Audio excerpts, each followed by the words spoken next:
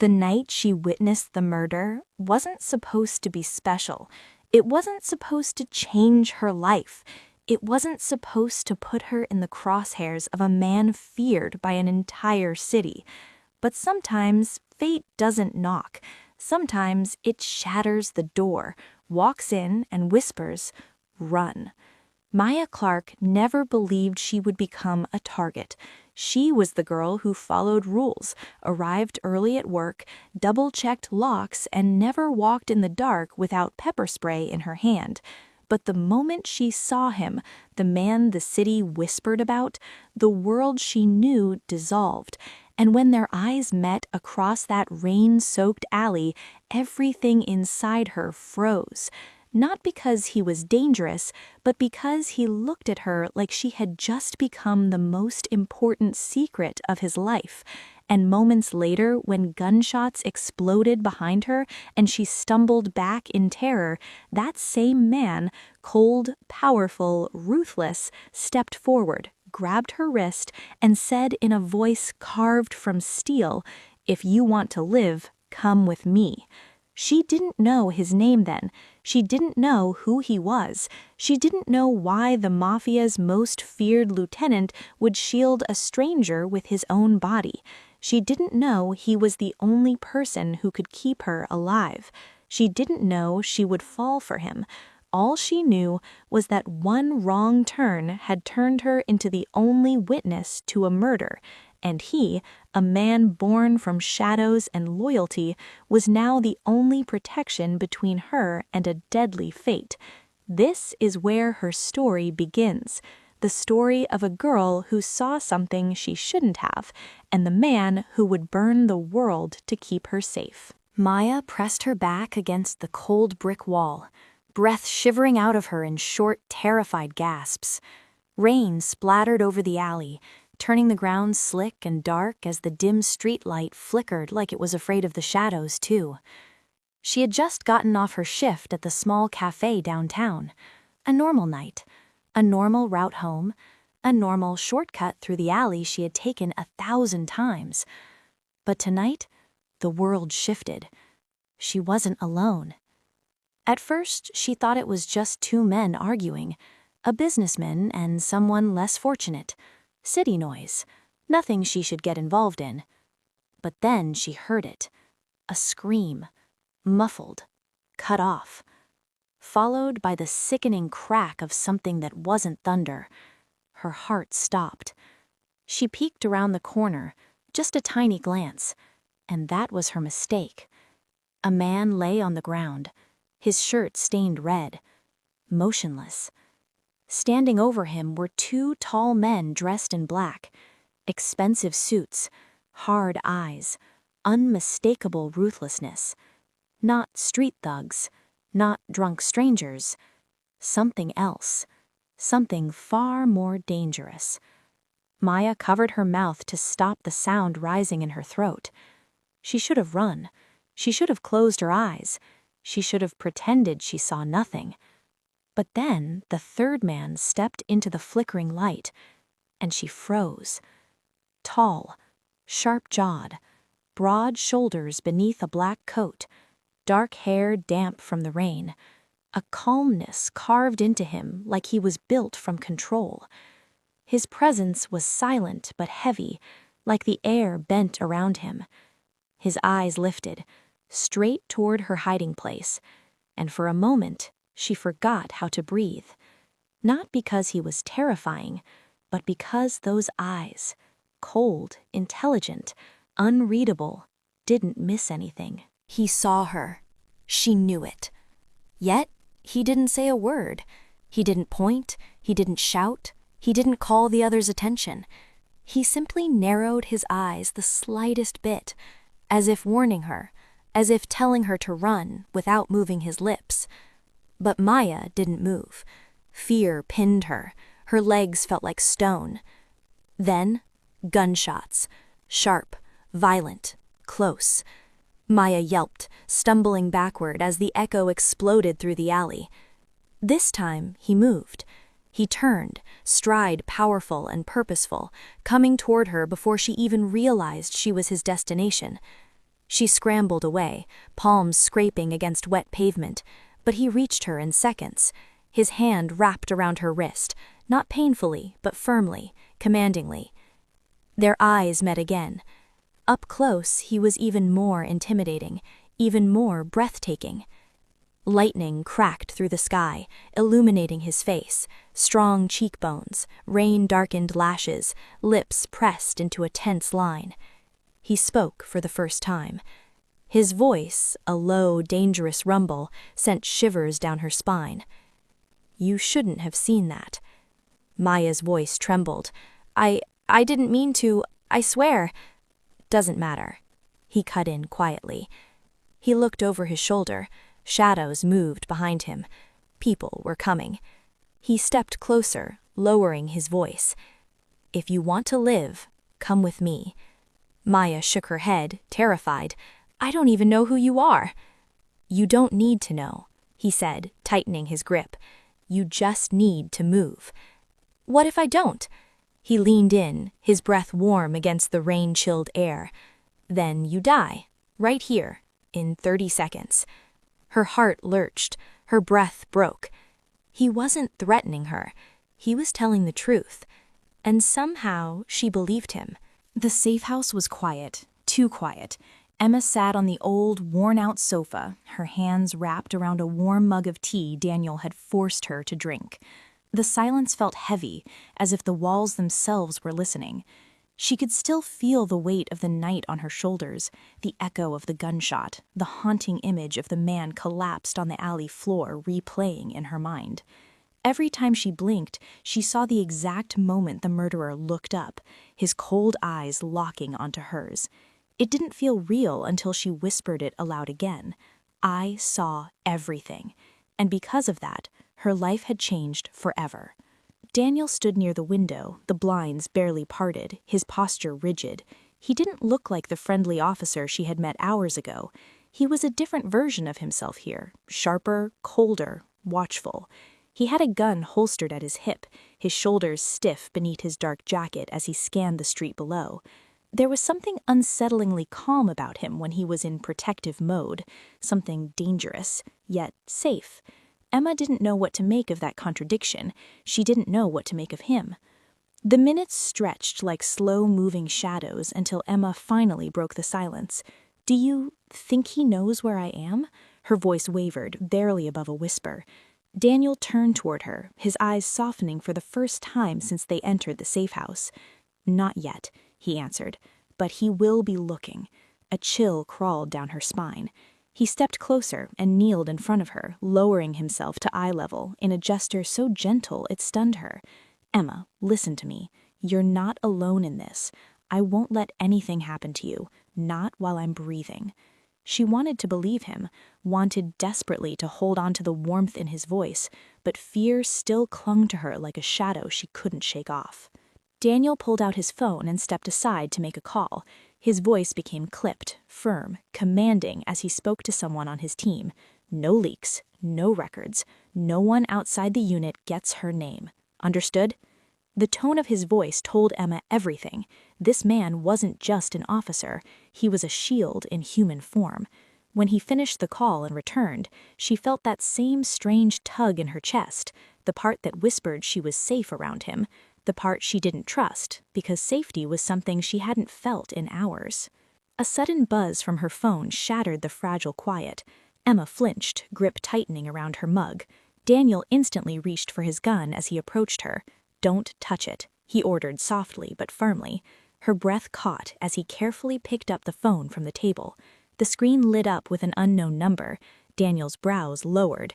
The message said, "I saw you." Emma's heart stopped. She felt it like a physical jolt through her entire body. Her breath hitched, her fingers trembling uncontrollably. Daniel cursed under his breath, something she had yet to see him do. He squeezed her shoulder gently. "He's trying to scare you. That means he hasn't found you yet." She shook her head frantically. "But how did he get my number?" Daniel's jaw tightened. "Because he's connected. Because this isn't just a random killer. He belongs to someone bigger." The words hit harder than the message. Mafia, organized crime, men who didn't leave witnesses breathing. Emma felt her stomach twist. Daniel, what if they already know? He held her shoulders and forced her to meet his gaze. Hey, look at me. You're safe. I'm with you. But safety was a fragile illusion. A single noise from outside, a car door slamming, made Emma jolt in fear. Daniel immediately sprang into motion, weapon drawn, silently moving toward the window. He peeked carefully through the blinds. A black SUV had stopped near the end of the block. Dark-tinted windows. Not moving, not leaving. Watching. Daniel's breathing grew cold and quiet. "Stay behind me," he whispered without turning. Emma's pulse hammered in her ears as she stepped back. Is it them?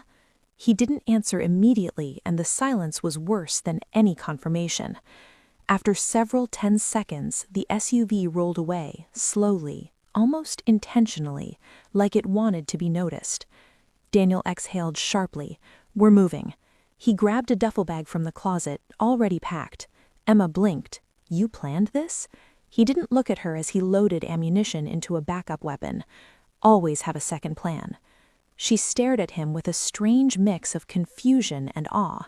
This man, this protector, seemed to live in a constant state of readiness, as if he'd been trained for moments like this his entire life. "Where are we going?" she asked. Daniel finally looked up at her, his eyes softer again. "Somewhere safer, somewhere he'll never expect." She didn't question him when he took her hand. She didn't resist when he guided her out the back exit of the safe house. The alley behind the building was cold, damp, and narrow, lit only by flickering lamps. Daniel kept her close, his body slightly in front of hers, scanning every shadow like a man who had danced with danger before. When a stray cat knocked over a metal can several feet away, Emma gasped and gripped his jacket. Daniel turned, steady and collected. "It's okay, it's just a cat." He placed a reassuring hand over hers. "Breathe, Emma, I'm right here." But the fear wouldn't leave her, not when she knew the man who saw her face was out there, not when she knew she had witnessed something she was never meant to see, and not when she knew the Mafia didn't make mistakes, they made examples. Daniel led her to an unmarked car parked under the shadows of an overgrown tree. He opened the passenger door and helped her inside, his hand lingering on her arm longer than necessary. Something in his eyes flickered, something warm, something protective, something forbidden. She felt her chest tighten. She wasn't supposed to feel anything for him. He wasn't supposed to feel anything for her. The engine hummed to life and the car moved through the night's emptiness. Streetlights passed in long golden streaks across Emma's face. She watched Daniel as he drove, focused, alert, his jaw set in a line of determination. She wondered what kind of life he lived to be this prepared. She wondered what haunted him behind those sharp, watchful eyes. She wondered why he was being so gentle with her. She wondered why she trusted him so quickly. After nearly an hour of silent driving, Daniel finally spoke. "Emma, there's something I need to tell you." Her heart skipped. "What is it?" He hesitated, and that terrified her more than anything. Daniel wasn't the kind of man who hesitated. "The man who killed that guy last night, he's not just a hitman. He works for one of the largest Mafia families in the city." Emma felt the air leave her lungs. She pressed her back against the seat. "Why me? I'm nobody." Daniel shook his head. "You're the only witness. That makes you important to them and to me." The last words were soft, almost too quiet, but she heard them. Emma held her breath as the city lights faded behind them. The road darkened, the world quieting into the eerie stillness of open highway. She felt herself drifting into exhaustion, her mind heavy from fear, adrenaline, and the unfamiliar feeling of being protected. As she leaned slightly toward the window, sleep tugging at her, she felt something warm drape over her shoulders. Daniel's jacket. She opened her eyes halfway. "You didn't have to." He glanced at her briefly, a small warmth in his eyes. "I know." She didn't know when her eyes finally closed, but she did know one thing. She wasn't alone anymore. She had a protector, a shield, a man who promised to keep her alive. And somewhere in the darkness, miles away, a different man, the killer, received a call he was expecting. A cold voice whispered through the line. "Find the girl. bring her alive. And the hunt officially began. The atmosphere in Daniel's apartment shifted after the message. A quiet storm filled the room, as if the walls themselves understood that something dark and calculating had found its way into their safe space. Emma sat frozen on the couch, her fingers limped around her phone, the glow still reflecting the latest message. "I know where you are." It was no longer a threat hidden behind technology. It was presence. It was proximity. It was a promise. Daniel stood a few feet away, shoulders squared, jaw tight, eyes burning with a fury Emma had never seen in him before. He wasn't just worried now. He was ready for confrontation, ready to fight something he couldn't even see yet. He stepped forward, gently kneeling in front of her, taking the phone from her trembling hands. "Emma," he said softly, but his voice carried thunder underneath. "Look at me." She did, slowly. Fear lived in her eyes, and Daniel felt something inside him fracture. "You're not alone," he whispered. "Whoever he is, whatever he wants, he will not touch you." Emma's lips parted, but no sound came. Instead, her eyes filled, a single tear rolling down her cheek, silent, fragile, devastating. Daniel wiped it away with his thumb, his touch softer than anything she expected from someone usually so composed. "You're safe here," he whispered again, though he wasn't sure if he was saying it for her or convincing himself, because Emma wasn't safe, not yet, and he knew it. The quiet moment shattered as a soft rustling sound came from the hallway downstairs, not loud, not aggressive, but clear enough to slice through the silence like a knife. Emma flinched. Daniel instantly stood, movements controlled, alert and silent. He walked to his apartment door, looking through the peephole with steady eyes. Nothing, no shadows, no footsteps, no silhouettes, but the stillness felt wrong, heavy, watching. He returned to Emma, speaking low. "Pack a few more things. You're not leaving my sight today." She blinked. "Daniel, are we going somewhere?" "Yes," he said firmly. "Somewhere he can't reach you." "And where is that?" He hesitated for the first time, briefly. Then, "My other place." Emma frowned. "I didn't know you had another place."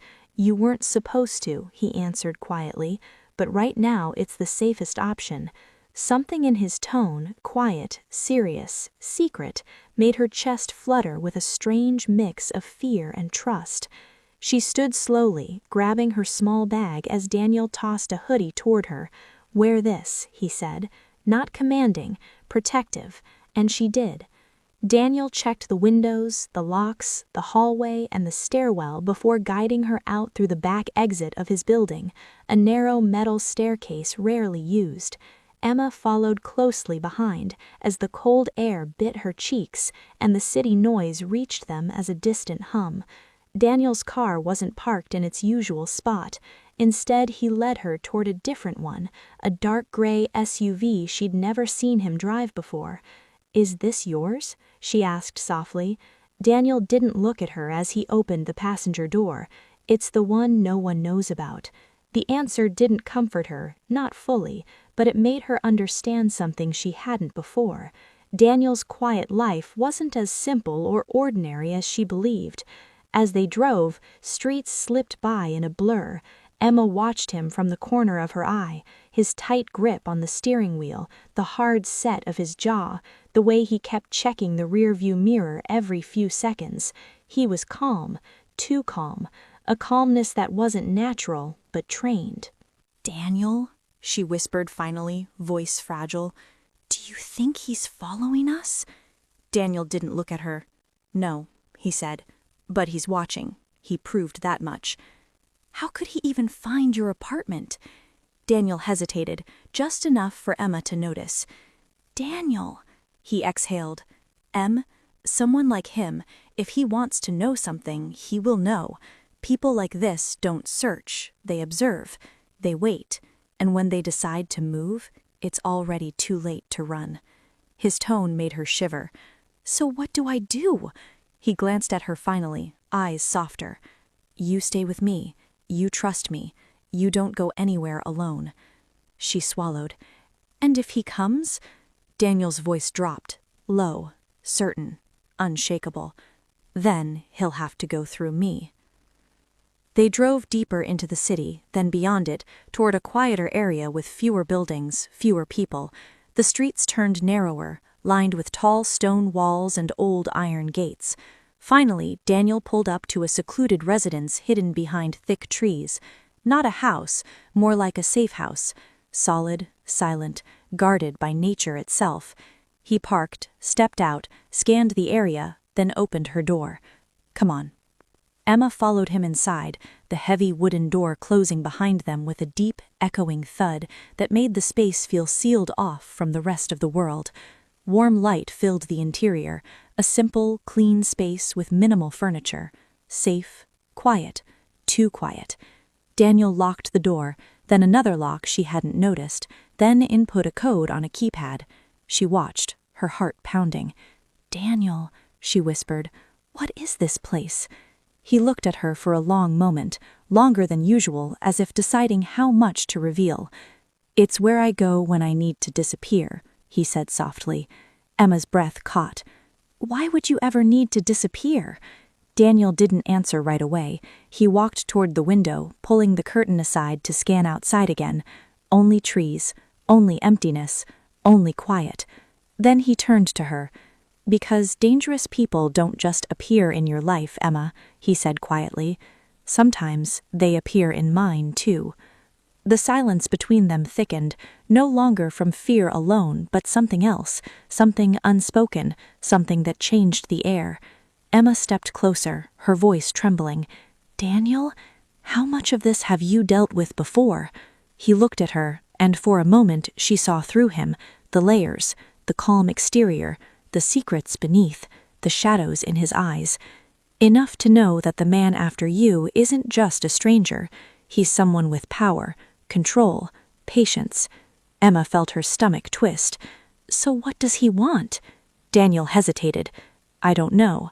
But Emma didn't believe him, not fully. He knew more than he was saying. She could see it in the tightness around his eyes, the guarded way he held himself, the way he kept placing himself between her and every possible threat.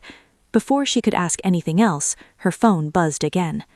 Daniel was at her side instantly. Emma froze. Slowly, she lifted the phone. A new message from the same unknown number. Just 4 words. 4 words that drained the color from her face because they were impossible, terrifying, and true. "You can't hide forever." Emma's breath hitched. Daniel snatched the phone, scanning the message, tension radiating off him like heat. He stepped back, running his hair through his hair in a rare gesture of frustration. "This is escalating. He's getting bolder, more confident." "Daniel," she whispered, voice cracking, "how does he keep finding me?" Daniel turned slowly, eyes dark, determined, almost dangerous. "Because he isn't just watching you anymore, Emma." He stepped closer, his voice deepening. "He's watching us." And for the first time, Emma realized this wasn't just her story. Daniel had been pulled into it too, and he wasn't letting go. The night settled over the safe house like a heavy blanket, thick with silence, and the kind of darkness that made Emma feel every sound twice as loud. She sat near the window, hugging her knees to her chest, watching the faint orange glow of the streetlights flicker against the glass. She had survived so many terrifying moments already, shots fired behind her, silhouettes moving in the distance, strange cars slowing down when she walked by. But somehow, tonight felt different. Tonight, the fear felt personal. Tonight, her thoughts kept circling back to him, to Daniel, the man who had stepped between her and death without hesitation, the man she still didn't understand, yet felt safer with than anyone else. Daniel was in the next room, pacing quietly.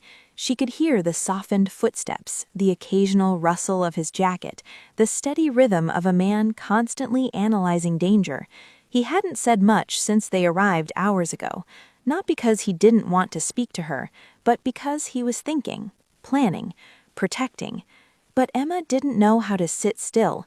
Her chest felt tight with everything she was carrying: fear, confusion, gratitude, and something else she wasn't ready to name.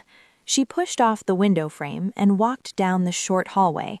Daniel was standing by the table, his back turned toward her as he studied a map, tracing lines with the tip of his finger as if the answers were hidden inside the creases. His shoulders were tense, his jaw set, the muscles in his back stiff beneath his shirt. He looked like a man who hadn't taken a full breath in hours. She didn't say anything at first. She just watched him, realizing with a strange ache that even his silence made her feel safer. And then, softly, she asked, "Daniel, are you okay?" He froze, not dramatically, but enough that she noticed. He lifted his head slightly before turning toward her. His expression was calm, strong, but something about it felt tired.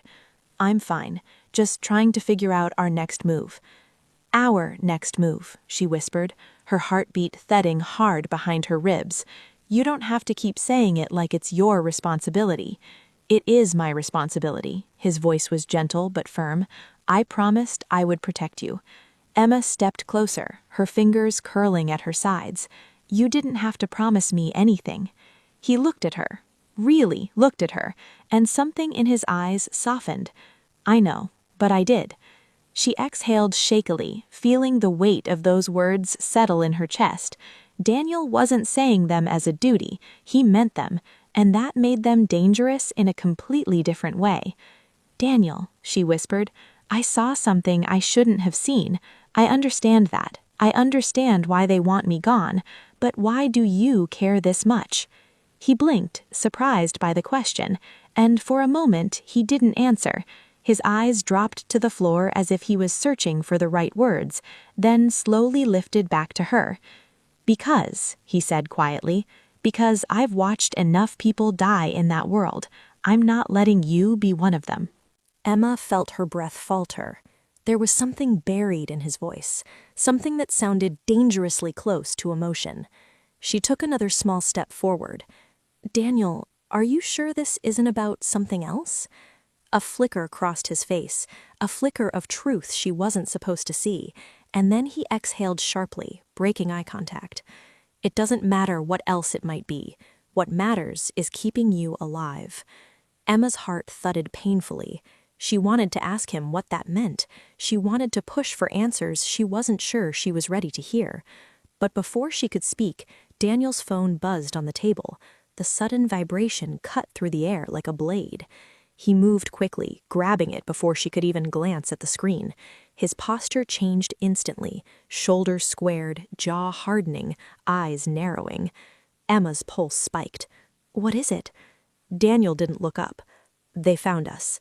The world dropped from beneath her feet. How is that possible? You said this was one of the safest places you had." "It was." His voice was low, steady, deadly calm. "But they're not just searching randomly anymore. They're tracking patterns, movement, networks. They're getting help."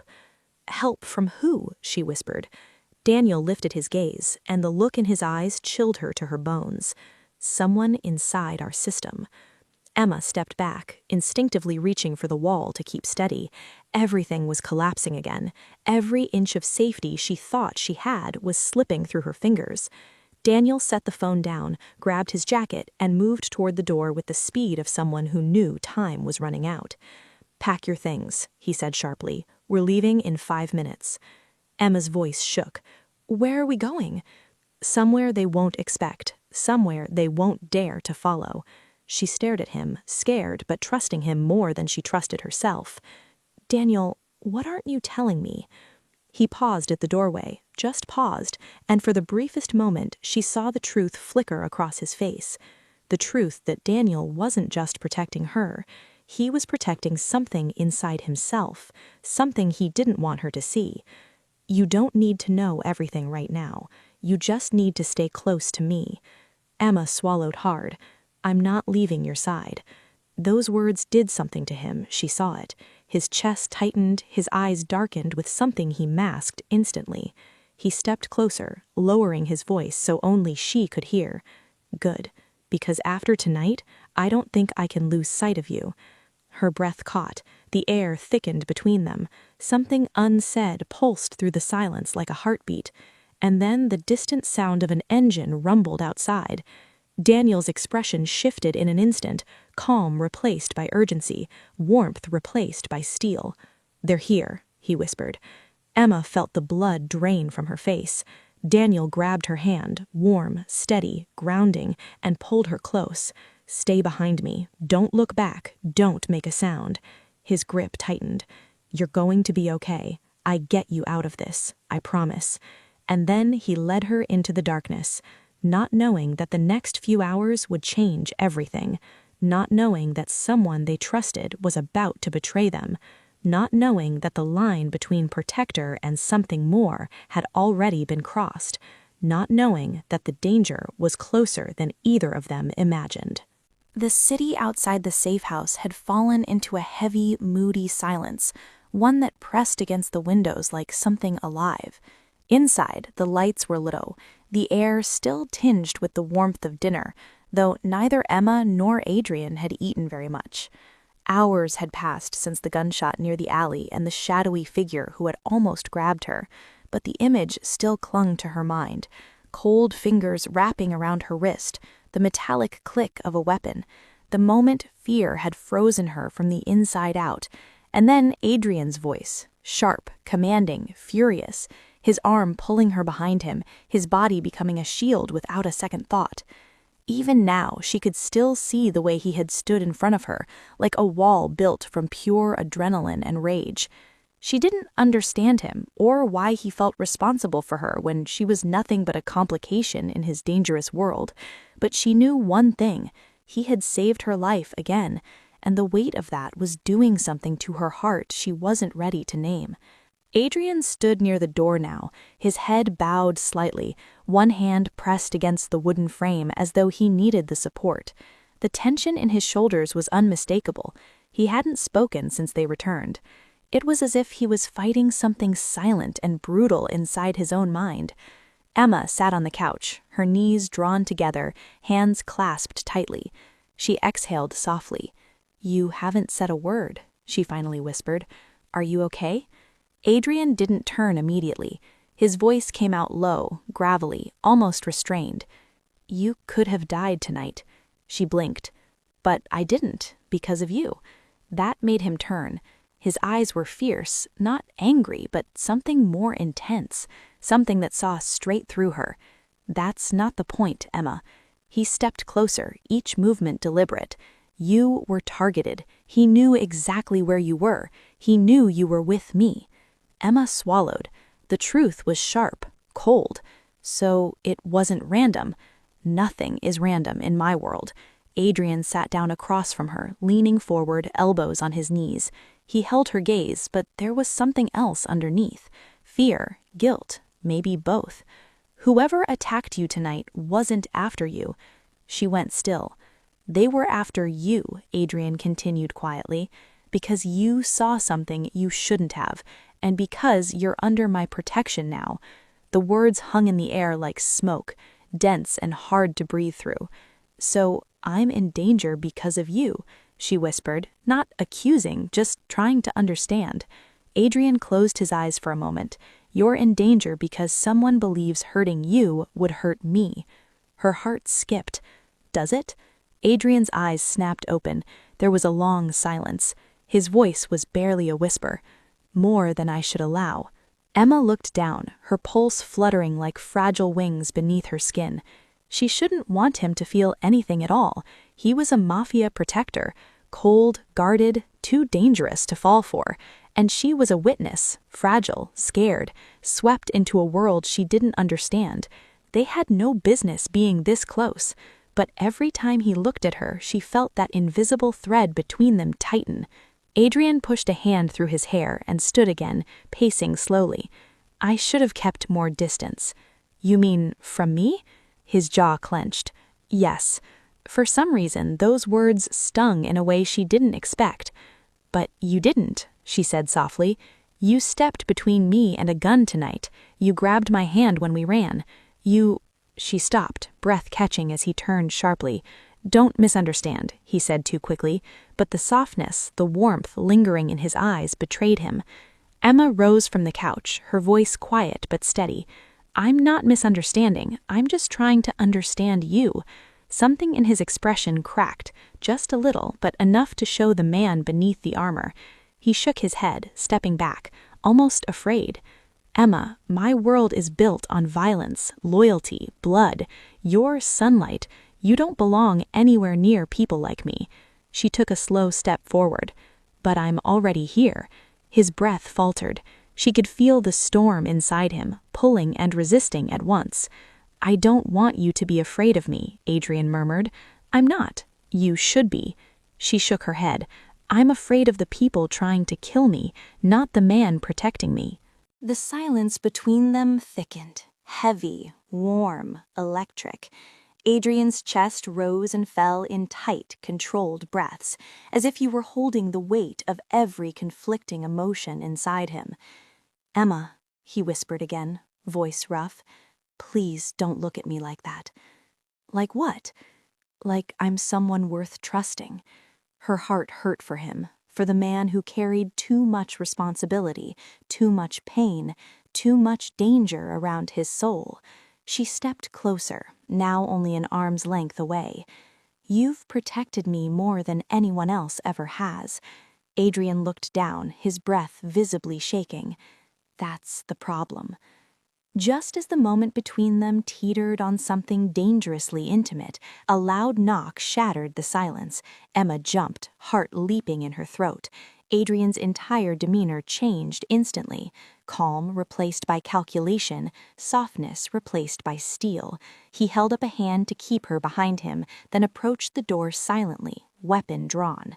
The knock came again, not rushed, not nervous, slow, deliberate. Someone who wasn't afraid, someone who knew exactly who they were knocking for. Adrian glanced back at her. Stay behind the wall, don't make a sound. Her pulse raced as she slipped into the shadowed corner. Adrian unlocked the first bolt, but not the second, keeping the chain on. He cracked the door open just enough, only enough to see. A cold voice slipped through the gap. Adrian. Emma's blood ran cold. She knew that voice. She had heard it in the alley before the gunshot. Smooth, threatening, familiar in the worst possible way. Adrian's voice dropped into a deadly register. You made a mistake showing up here. The man outside chuckled lightly. I don't make mistakes. A pause. You're protecting the girl, aren't you? Emma pressed a hand over her mouth. Adrian pushed the door harder, chain still locked, keeping the man from seeing inside. You're not getting anywhere near her. We'll see. The voice lowered. This isn't over, Adrian. She saw something she wasn't supposed to, and you can't protect her forever. Then silence, heavy footsteps, fading, disappearing down the hallway. Adrian closed the door slowly, locked both bolts, slid the chain back into place. He stood there for a moment, leaning his forehead against the wood as though trying to steady himself. Emma stepped out from the corner, trembling. Who was that? Adrian finally turned, eyes burning with a fury she had never seen before. A man who wants you dead.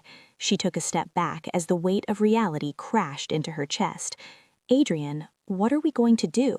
He approached her, slow but steady, and placed a hand on her shoulder. His touch was warm, grounding. We're going to survive this, he said quietly. I promise you that. Emma looked up at him, at the man who had risked everything for her, even when he shouldn't have. She felt a pull, deep and undeniable, a connection she couldn't break even if she tried. Adrian exhaled slowly, as if battling something he couldn't show. But from this moment on, he whispered, you can't leave my sight. She blinked. You mean, you stay with me, every second, every step. His voice softened. Because I can't lose you, Emma. Not now. Her heart pounded, fear, warmth, relief, and something quietly growing between them, something that felt too big to name. and she realized then staying close to Adrian wasn't the danger. Falling for him was. The morning was quiet, almost painfully still, as though the world itself were holding its breath for what was about to unfold. Emma woke with a heaviness in her chest, a lingering anxiety that clung to her like damp fog, and for the first time since all of this had begun, she felt a strange sense of inevitability. The past days, the fear, the closeness with him, the constant shadow of danger had all led to this moment. She knew that no matter how hard she tried, she could no longer pretend that her life would ever return to the ordinary rhythm she had once known. Across the room, he stirred. His presence, even in silence, radiated the same calm control she had grown accustomed to, yet she realized that underneath it was a rare vulnerability he never showed anyone. He was not just her protector, he had become her anchor, the reason her thoughts could stay tethered to something solid when the chaos outside threatened to pull her under. She turned slightly, watching him from the soft morning light that spilled through the curtains, the golden hue highlighting the strong lines of his jaw, the subtle curve of his lips, as if he too were dreaming of her. Her heart thudded, not from fear this time, but from a warmth she could no longer ignore. The day ahead demanded courage. Today they would finally confront the truth, the very people who had dragged her life into a shadow she could barely comprehend. She dressed with deliberate calm, each movement measured, her mind rehearsing the conversation, the questions, the risks. Yet with every thought her resolve wavered because part of her feared what would happen if she faced them without him. But he was there, as he had always been, silent and steadfast, a presence she could rely on even when everything else seemed uncertain.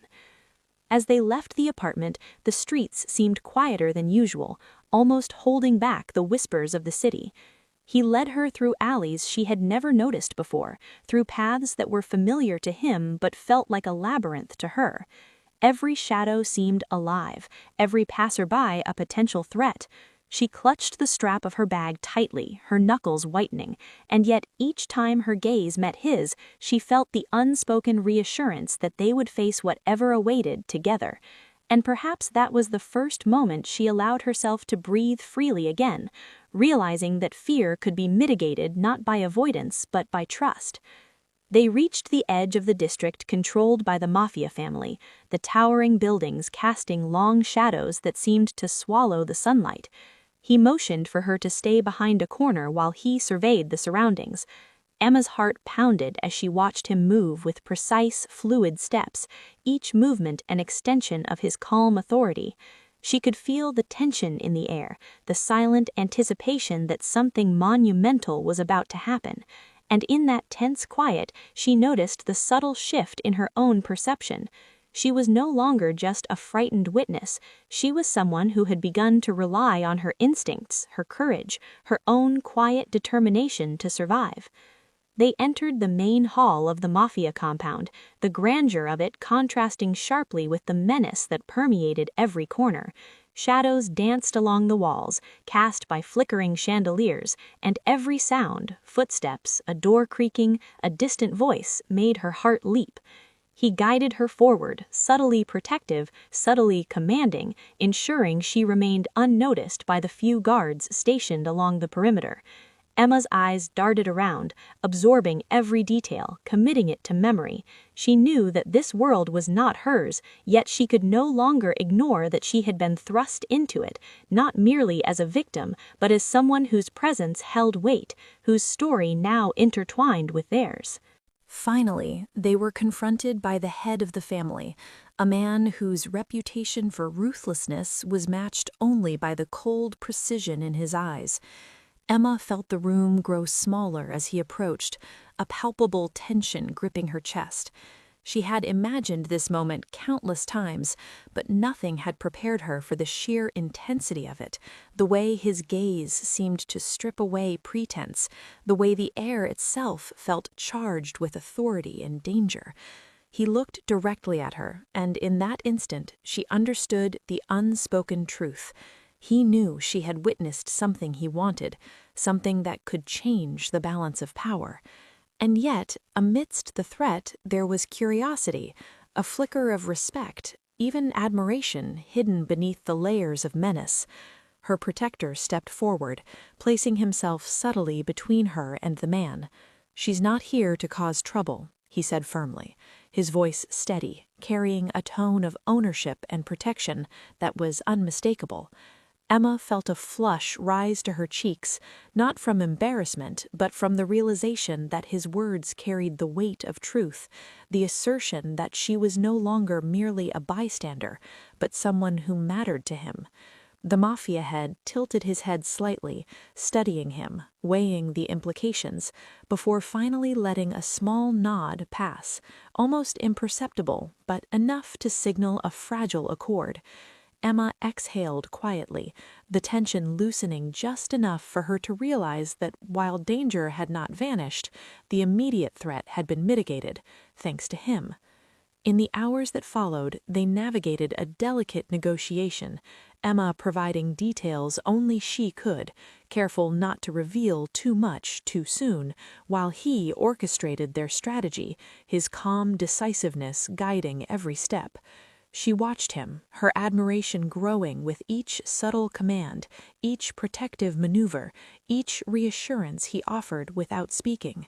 In the quiet moments when their eyes met, she saw the depth of his commitment, not just to her safety, but to ensuring that justice, in some form, would prevail. She realized then that she had begun to feel something far more complicated than gratitude. She felt a connection forged in shared peril, in mutual reliance, in unspoken understanding that neither could articulate, but both sensed deeply. As the confrontation drew to a close, the family head dismissed them with a warning, veiled but clear. Emma knew that this world she had stumbled into was far more dangerous than she had imagined, yet she also knew that she no longer faced it alone. He stood close to her, his presence a shield against uncertainty, a promise that she would be guided, protected, and perhaps even understood. And in that moment, Emma understood a truth she could no longer deny. The bond between them had transcended circumstance. It had been forged in fire, fear, and unwavering vigilance. She had entered this ordeal as a witness, fragile and uncertain, and yet she now emerged as someone who had claimed her own space, who had recognized the power of trust, courage, and expected love. Later, as they stepped back into the streets, Emma allowed herself a moment to breathe, to feel the soft warmth of sunlight on her face. He walked beside her, silent but attentive, their steps in sync, their proximity a quiet testament to the journey they had shared. She looked at him, heart swelling with emotion she could barely name, and realized that whatever lay ahead, they would face it together. She had been the only witness, and he had been her only protection, but now, perhaps, they had become something more, partners, equals, intertwined by circumstance, respect, and an undeniable, growing affection that neither could ignore.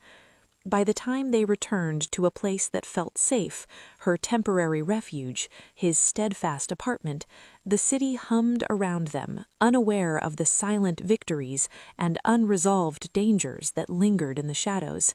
She sat quietly, hands folded in her lap, and allowed herself a tentative smile. He glanced at her, a subtle, knowing curve of his lips, acknowledging her bravery, her resilience, and the quiet, growing connection between them. No words were necessary. They had spoken volumes through shared glances, measured movements, and the unspoken understanding that this bond, though forged under extraordinary circumstances, was genuine, steadfast, and perhaps enduring. That night, Emma lay awake, thinking of the days behind them and the uncertain future ahead. Yet for the first time, the fear that had dominated her life had softened, replaced with something deeper, a sense of belonging, trust, and tentative hope. She realized that though she had been thrust into danger, into a world she had never known, she had emerged with more than survival. She had gained protection, guidance, and a heart that now beat for someone whose presence she could no longer imagine living without. and as she drifted into sleep, she felt the certainty that no matter what storms might come, they would face them together, and that perhaps in this world of shadows and peril she had finally found a kind of light.